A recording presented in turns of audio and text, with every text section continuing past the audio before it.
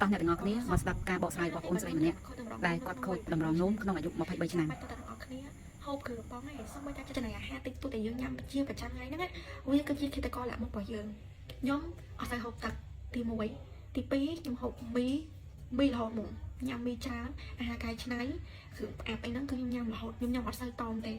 ខ្ញុំជាម្នាក់ទុកនោមសាហាវហ្មងជាការខ្ញុំកេងប្រយោគអញ្ចឹងណាខ្ញុំឈឺនោមអត់នោមទេខ្ញុំទុកដល់ភ្លេចរបស់ខ្ញុំនោមខ្ញុំទុករហូតដល់វាលែងនោមណា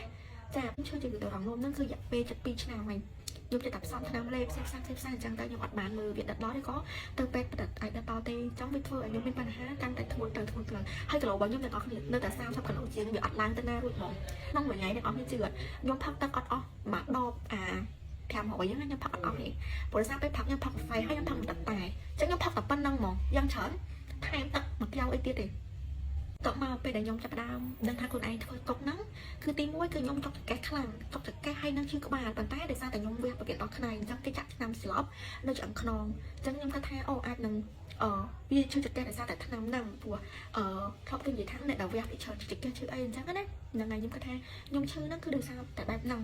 តែទាំងអស់គ្នាវាឈឺរាល់ថ្ងៃឈឺរាល់ពេលហ្មងហើយខ្ញុំចាប់ផ្ដើមនោមមកក្តៅខ្ញុំចាប់ផ្ដើមធ្ងន់ចង្កេះខ្ញុំធ្ងន់ហើយមួយថ្ងៃគឺខ្ញុំដេកចុកដូចយើងមកថ្ងៃអញ្ចឹងចុកកន្លែងហ្នឹងហ្មងខ្ញុំគិតថាខ្ញុំអាចនឹងចុកអត់ស្រួលខ្លួនពេលម៉ោងតិចបាត់មកយើងថមបានអញ្ចឹងណាហើយបន្ទាប់មកថ្ងៃចុងក្រោយដែលខ្ញុំទៅពេទ្យពិនិត្យហ្នឹងគឺខ្ញុំរយៈពេល2ថ្ងៃដែលខ្ញុំចុកកន្លែងខាងស្ដាំកន្លែងយើង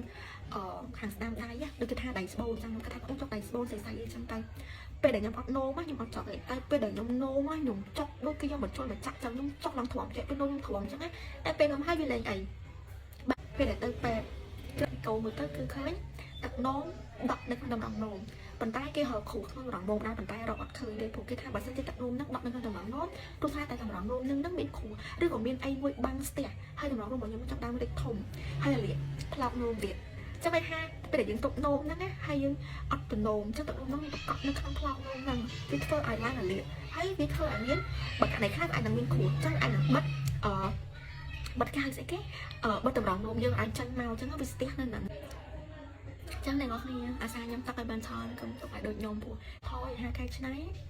ចាកាត់បថយគឺបងកាត់បថយអត់បានមែនតើខ្ញុំឥឡូវនេះសូមតែទឹកតែខ្ញុំផឹកអញលែងបានដែរគឺបានតែទឹកស្អកទៀតចាអញ្ចឹងថែសសុខភាពគ្នាហើយ